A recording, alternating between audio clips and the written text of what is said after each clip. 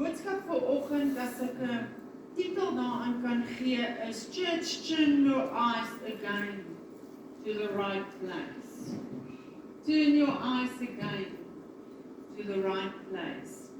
Dat ons weer sal kyk waar die kerk behoort te wees. So ek gaan begin lees in Lukas 22, vers 32.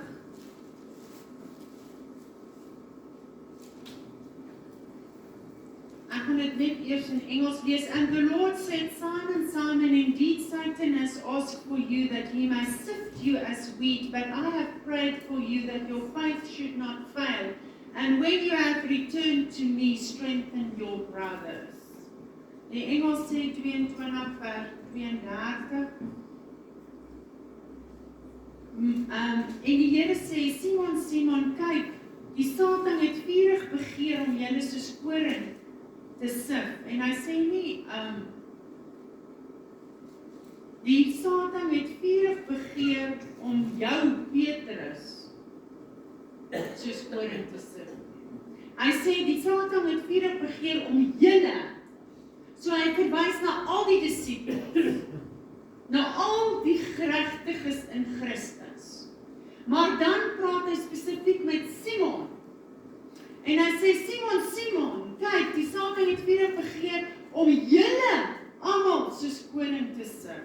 Maar ek het vir jou gebid, dat jou geloof nie ophou nie, en as jy eendag bekeerd is, moet jy jou broeders versterk. Die Engels sê, if you have returned to me, strengthen your others, strengthen the others. So sien dat Jesus weet dat almal deur Satan gesif gaan word soos koring. Maar hy weet dat Petrus in hom 'n swakheid het wat dalk sal veroorsaak dat hy sy geloof sal verloor. Daarom bid hy vir Petrus en hy sê, onthou, ek het vir jou gebid, sodat jou geloof, jy nie jou geloof verloor nie, want al Petrus se verwagting en dit waarin hy geglo het met die kruisiging en met die dood van Jesus nie meer sin gemaak vir hom nie. Jesus se dood het alles waarin hy geglo het, sy geloof tot die uiterste beproef. En hy het vir Petrus gebid en intens vir hom ingetree, dat hy deur hierdie onsekere tyd van die kruisiging van Jesus, waar hulle nie verstaan wat is nou besig om te gebeur nie, dat hulle in hierdie tyd nie hulle geloof in God sal verloor nie. Nou wanneer dood van 'n geliefde of 'n ernstige siekte toestand of 'n onverwagte ongeluk ons tref of in die gesig staar, dan is dit wanneer ons geloof in God die diepste beproef word. Daar is mense wat alles waarvoor hulle gewerk het en wat hulle bymekaar gemaak het, in 'n oomblik verloor in bankrotskap. Dit is in tye so dit, wanneer hierdie dinge, bankrotskap hulle in die gesig staar, dat dit is wanneer hulle geloof in God die diepste beproef word. Nou dit is waar die kerk van God 'n baie belangrike rol speel. Dat ons as Christus familie, broers en susters, knitted together, sê die woord. Nou as jy kan brei, en jy het garing en jy brei dit vas, die van julle wat vanoggend 'n trui aan 'n dees gebrei, dis knitted together, dit word een stuk bruikbare onderwerp. Knitted together as brothers and sisters. Nou dit is in sulke tye, wanneer wanhoop, ernstige siekte, onverwagte ongeluk, bankrotskap of wat dit ook al mag wees, jou in die gesig staar, dit is in sulke tye van wanhoop, van vrees, van hartseer, van onsekerheid, wat ons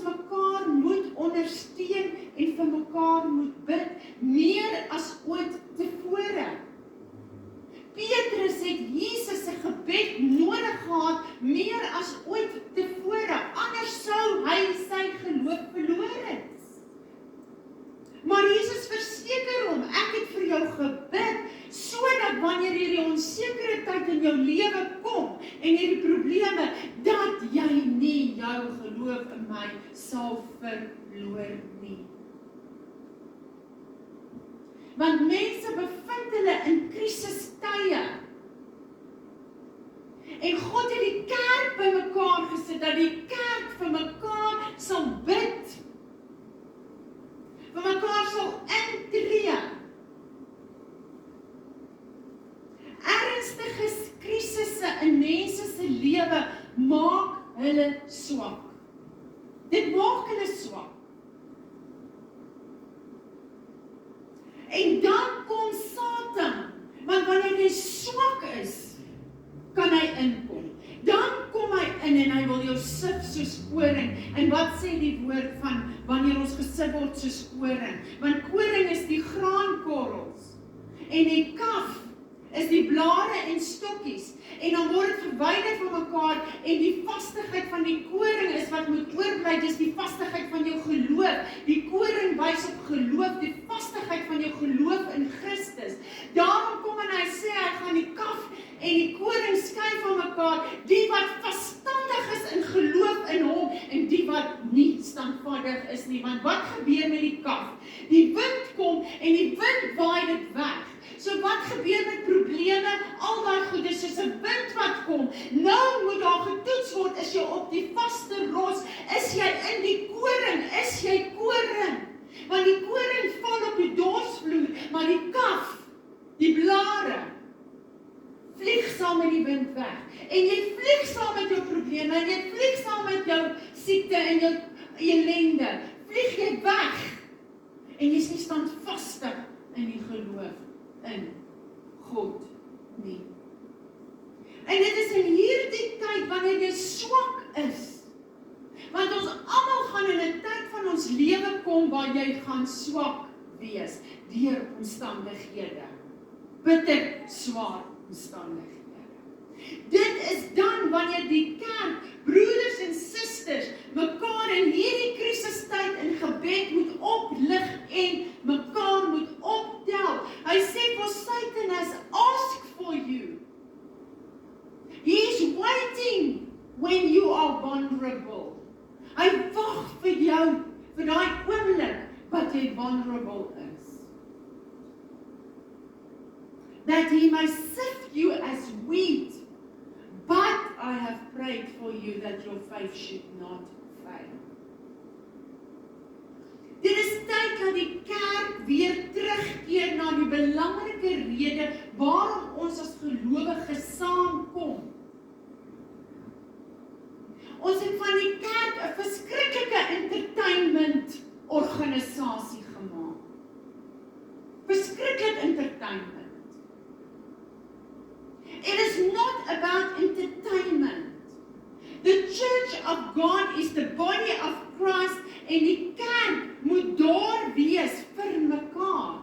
Mekaar te ondersteun. Die kerk is nie daar om mense te entertain nie. Die wil van God is dat ons moet saamkom, ons oë gerig op hom, eerste van alles, en dan mekaar se laste moet dra en vir mekaar moet bid. Onthou laas Sondag het ek vir julle gesê van Lorraine wat geval het. Wie van julle het vir haar gebid in hierdie week? Dankie, Tannie. Dankie. This is what we need to do. When we are in a crisis, we need to pray for one another. We as the church are supposed to be there for one another. We are not just coming to the church for entertainment. And there's no spirit in it. Beautiful music, beautiful singing, but there's no spirit in it. Mense sê vir my, die kerk bied hulle niks. Op social media kan hulle na preke gaan luister en hulle kan lekker musiek luister. Weet jy wat is dit? Dit is selfgesentreerdheid, selfgemotiveerdheid en selfgeïnteresseerdheid.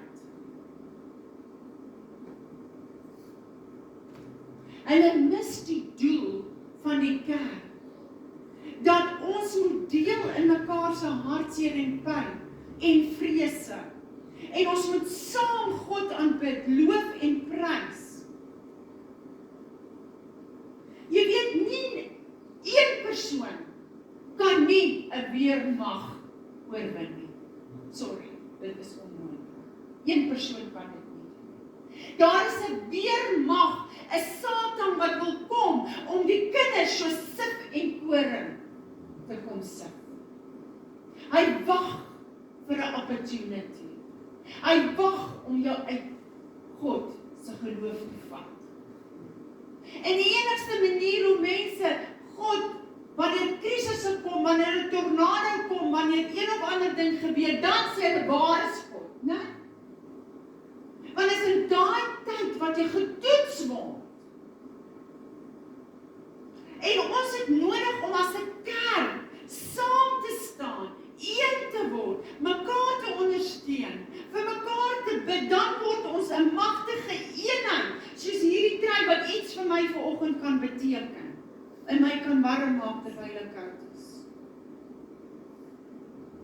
Maar jy wat het 'n bol daar op sy eie is, beteken hy vir niemand niks nie.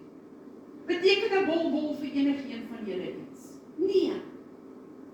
'n bol op sy eie beteken vir niemand niks nie. Maar it's wanneer we knit together, when we come together, when we are one in Christ, we can mean something for someone.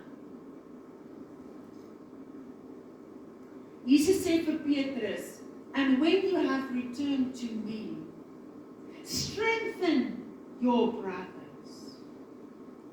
In tye van wanhoop, van vrees, van hartseer, van onsekerheid, vind jy dit moeilik om te bid?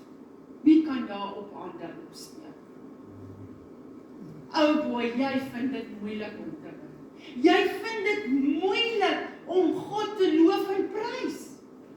Ek vind myself, ek het nie woorde nie, ek weet nie wat om te sê nie. Dis of ons 'n bietjie wegtrek van die Here af. En God verstaan dit. God verstaan dit. Maar dan is dit wanneer die gebede van ons broeders en ons susters so belangrik is. Daarom moet jy deel wat in jou lewe aangaan, sodat ons bewus is van jou krisisse, bewus is van jou probleme, bewus is van jou siekte, sodat ons kan saamkom as broeders en susters vir jou intree, vir jou bid, sodat daar oorwinning kan kom, deurbraak kan kom. Die gebede van broers en susters sal ons help om te volhard in geloof in God, weer te glo, weer te hoop, weer te vertrou, sodat nadat ons weer versterk is in onsself, dat ons ook dan weer ons broeders en susters kan versterk. Is die hek gesluit? Ja. Dat ons weer ons broeders kan versterk. The church is not a place for entertainment. It is much more than that. That is caring, sharing, praying God, praising God. Kom ons lees Johannes 11 vers 17. Daai gedeelte gaan oor die dood van Lazarus. Ek gaan net gou 'n paar skrifte lees in Engels. So when Jesus came, he found that Lazarus had already been in the tomb for 4 days. Martha and Mary, the sisters of Lazarus, were heartbroken. Therefore, vers 33, therefore, when Jesus saw her weeping, and the Jews who came with her weeping, he groaned in the spirit and was troubled. And he said, where have you laid him? And they said to him, Lord, come and see. And Jesus wept. Let me read it in the Afrikaans as well.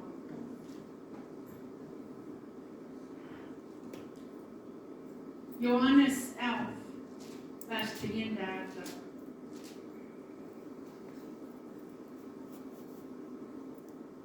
Toe Jesus haar dan sien ween en die Jode wat saam met haar gekom het, ook sien ween, het hy geweldig bewoog geword. In sy gees, en hom ontstel, en gesê, waar het julle hom neergelê? En hulle sê, kom Here, kom kyk, en Jesus het geween. So hulle het gekom geween, die Jode het gekom geween, en toe hy saam met hulle na die graf van Lazarus toe gaan, toe hy saam met hulle, toe hy hulle almal, hy ook.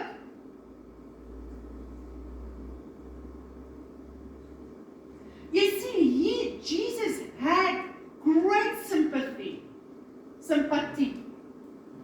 He had great empathy. Now what is sympathy and empathy?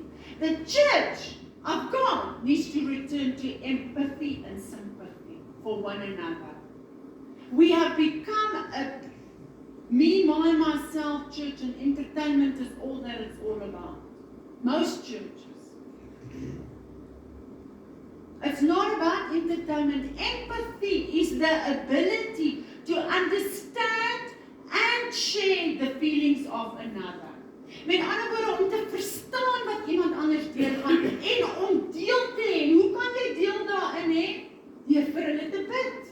Dis die deel wat jy daarin het. Om vir hulle te bid. My eerste prioriteit as pastor of this place is to pray for each and every one. My first responsibility. Then he says sympathy. So empathy is the ability to understand and share the feelings of another.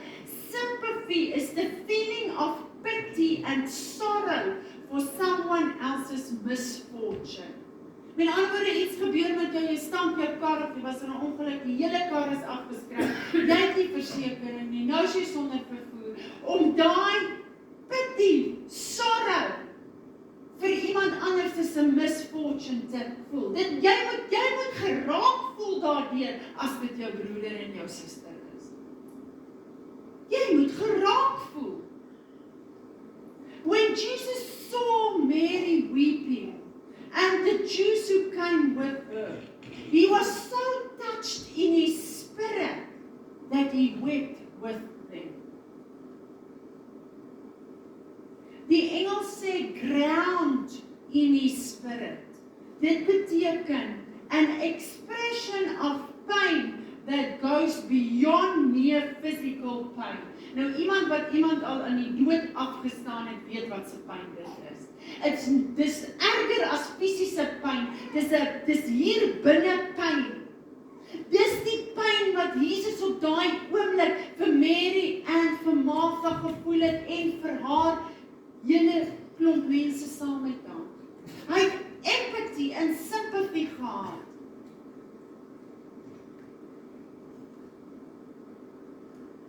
Jesus was deeply moved, and then he asked, "Come and show me where you have laid him."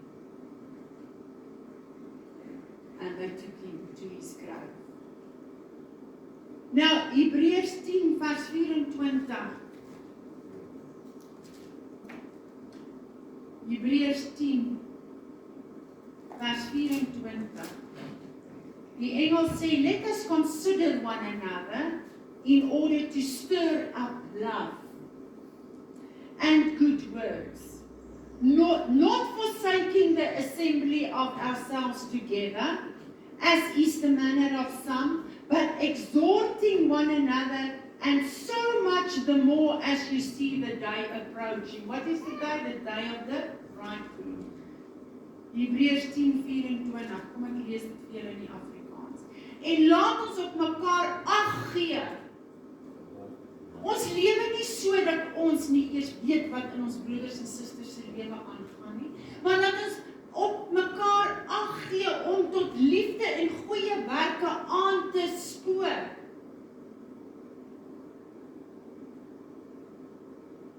En laat ons onderlinge byeenkomste nie versuim soos sommige die gewoonte het om te doen nie, maar laat ons mekaar vermaan en des te meer na mate julle die dag sien naderkom en ons sien die dag naderkom. vir die koms van Jesus Christus, vir die bruid om te gaan na die bruidegom toe. Ons sien die dag nader kom.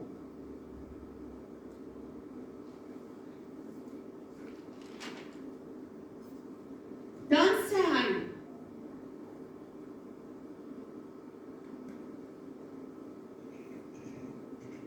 maar laat ons mekaar vermaan, en des te meer na mate julle die dag sien naderkom, en nie ons onderlinge byeenkomste nalat nie. En dit is presies die opposite of what people do today.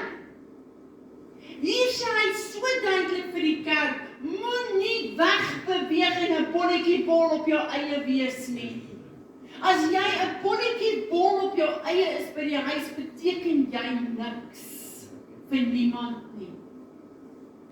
Maar as wanneer jy kom and you are knitted together with your brothers and sisters that you mean something. Paulus sê, des te meer moet julle saamkom, na mate ons die einde van hierdie dispensasie sien kom, want die koms van die Here is voor die deur. Ons moet nie net vir mekaar bid en mekaar ondersteun nie, maar hierdie skrif sê, ons moet mekaar ook vermaan en reg help, sodat wanneer die bruidegom kom, dat jy as bruid gereed is vir sy koms. Maar bewaar die siel van die kerk vandag as hy iemand vermaan. Hoekom vermaan ons mekaar? Want ons wil hê jy moet 'n skoon, ryp bruid wees, ready and prepared for the bridegroom to come and fetch you. That's why we do it. So ons bid vir mekaar, ons ondersteun mekaar, ons help mekaar, en ons vermaan mekaar. Ek en Kobie help mekaar gereeld 'n bietjie reg. Jy weet, net so 'n verhaaltjie, gister was Gary my kar vir my, en nou is hy met hierdie spuitmasjien wat Pieter het wat die kar was, en nou spuit hy, en nou kom daar niks water in. Nou ons is besig om wasgoed op te was. So nou hardloop hy na die wasmasjien toe, sit die wasmasjien af, nee, die wasmasjien vat net die water kom nie deur nie, en nou sê hy, maar daar gebeur nog steeds niks. Hy spuit, maar niks gebeur nie. En ek en Kobie sit nou daar, want kyk hier so, dis 'n geskiedkundige oomblik, want hy was my kant. Okay. Kinders moet jy mos so wat iets doen. So dis skiedkundig, ek en Kobie sit nou daar, en ons watch hierdie hele ding, Pieter is besig om te werk. Nou sit sy so, en dan sê sy, maar die houspyp is geknap, die water kom nie weer nie. Nou spring sy op, dan maak sy die houspyp oop, nou kom die water deur, so die wasmasjien was nou glad nie die fout. Baie keer is jou broer en suster nou glad nie die fout nie, want daar's 'n blokkade, iets anders, wat knap. En so, spuit die water deur, en ons sit daar en ek sê vir haar, weet jy, dit is ook eintlik net soos ons verhouding met die Here. So maklik sê iemand iets of doen iemand iets, en skielik knap daai houspyp. En gisteraand gebeur daar iets, en Kobie sê iets, en ek sê vir haar, jy knap nou jou houspyp, hoor. Jy kan nie so praat nie. Was net iets wat sy van iemand gesê het, dit was nou nie so, jy weet, ek sê ook goed. Maar ek sê, jy knap nou jou houspyp. Sy sal nou nie omgee as ek het gekyk. Toe sê sy, Amy, ek moet bely. Sorry, ek bely, want sy is gou om te bely. Sy is gou om reg te maak. Sy is gou om te sê sorry.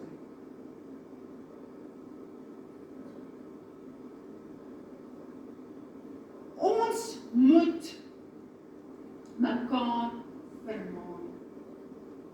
Ons het nodig om soms mekaar by die vingers te tik. Ons doen dit gereeld. Pieter tik my gereeld by die vingers. Ek soms moet hom by die vingers tik. Want ons is nie volmaak nie. Sodat niemand van ons die bruiloftfees van die Lam sal mis nie. En wie kan jou nou reg help as jy soos 'n bolletjiebol alleen by die huis sit? Dan het jy mos nou niemand wat jou foute sien nie, of jy hulle foute sien nie. Ons is daar nie om onsself af te sonder nie. Want mense wat hulle self afsonder is nou gemaklik in valsheid te verval. Ek het dit nou regtig waar baie ondervind. The Church of Christ stick together. And the glue that sticks us together is the Holy Spirit. Without the Spirit in us, sal ons nooit kan oor die weg kom nie. We will never stick together if we don't have the Spirit of Christ in us. It is the Holy Spirit that sticks us together. It is the Spirit that when someone says something to me and I don't feel very good about it, it's the Spirit that helps me to overcome the emotions about it so that I can open up my hosepipe and that the water can come through. It's net so, dan word hy ding geknap. Easy.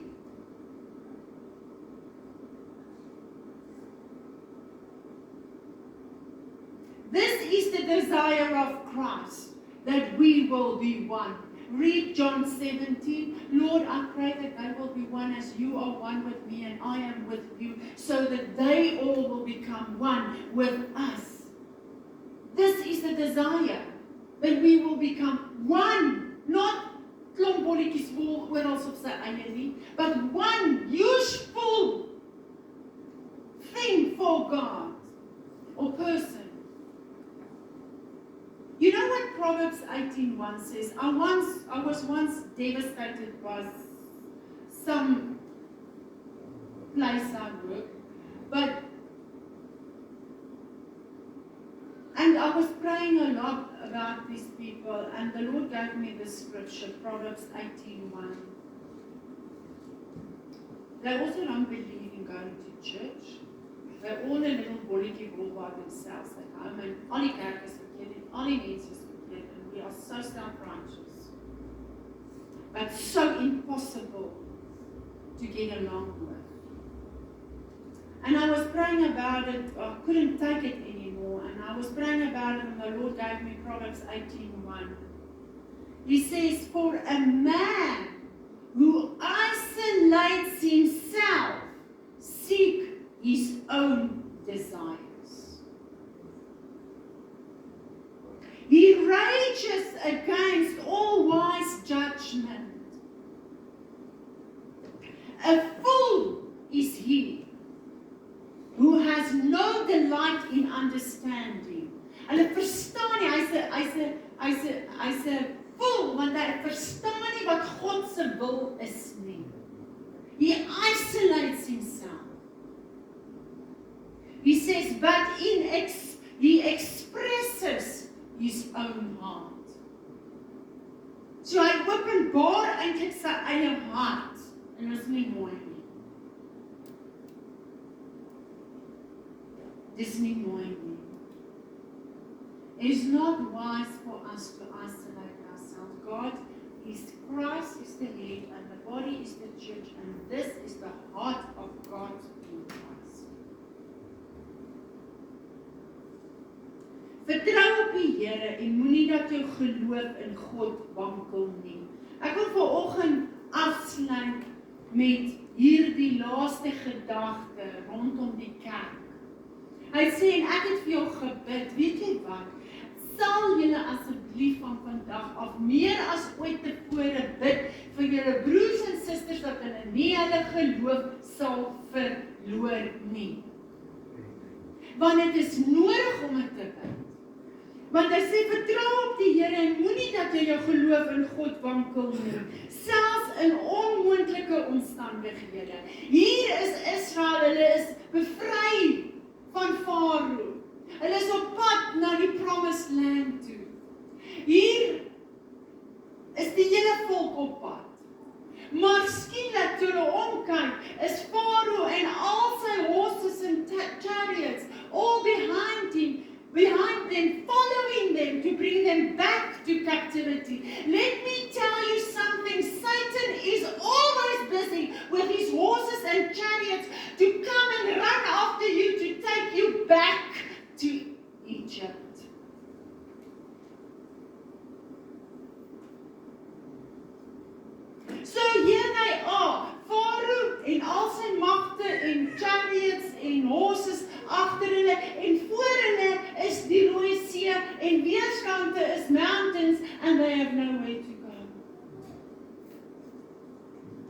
nêrens omheen te gaan nie. Hulle kan nie agtertoe nie, vorentoe nie, links nie, regs nie, en hier staan hulle. Do you face a situation like this? This is it. Death is here. There's no way out. So Moses cried to the Lord, says the word. Moses huil tot God. En die Here sê vir Moses, why are you crying? Dis nie dat God van sê, man, hoekom bid jy? That's not what he is. He didn't say to, he was not upset because Moses were praying to him. He was upset because Moses were crying about the situation. And he said to him, what do you have in your hand?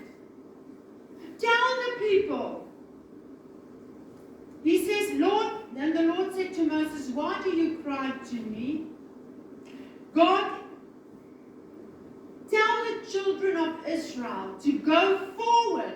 Lift up the rod stretched out in your hand over the sea and divide it. And the children of Israel shall go on dry ground through the midst of the sea. Now I want to tell you, in the beginning, at the burning of the bush, to Moses daar in die desert is en hy sien hierdie bos wat brand, the burning of the bush in the beginning. There God gave him that rod. Onthou julle, dieselfde stok waarmee erderstok wat hy op die grond gegooi het, wat 'n slang geword het. Van daar af het die Here vir hom iets gegee en God het uit daai staf uit water uit 'n rok laat kom, uit 'n stam laat kom en hy het soveel wonderwerke gedoen. Vandag het God by the burning bush, by jou wedergeboorte, het hy 'n burning bush in jou gesit en dit is die Heilige Gees. Now, often we come and we cry about the situation and God doesn't care that you come to Him, but He wants you to realize you have the Spirit of God in you. Use the Spirit which is in you.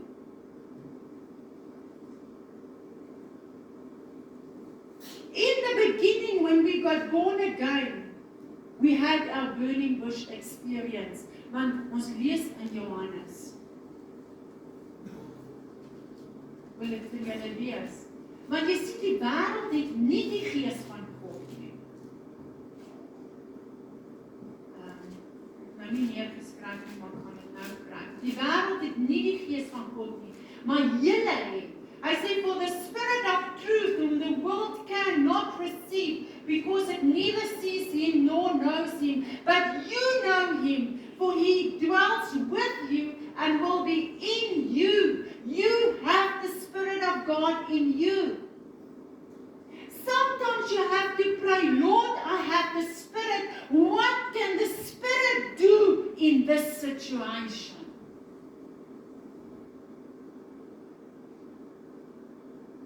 The Lord says, why do you cry to me? You have a gift. God has given us as the church a gift. I have given it to the church, the Holy Spirit. We stand with a rod, so to speak, in our hand, which we're not using. We're not using. But we are crying, and God says, I've put something in you. Learn how to use it. Not that we must use the Holy Spirit, you know what I mean by it. Learn how to know how to act in and on the Holy Spirit. And I want to close my message here this week because next week I'm going to continue. I want to tell you this very important Holy Spirit that needs to return to the church. It's not entertainment that is going to save the people. It's the Spirit of God. So this morning, let's remember the Word of God, that He wants us to be more involved in one another's lives. Praying. Bid vir mekaar dat hulle ingeloof. Bid vir mekaar. Wanneer jy by 'n kerk aansluit, is your first priority to pray for one another. How often do you pray for another. It is so, so, so important that we become something that is useful and not just there on its own. Father, we bless you for your message this morning, Lord. Father, you are so gracious and kind and merciful to always speak to us in our hearts, giving us the truth of the word, that which is in your heart. You have shared this morning with us your heart. This is your heart, that your people will return to care and love and support one another, Lord. Father, thank you for your word. In Jesus Christ we pray. Amen.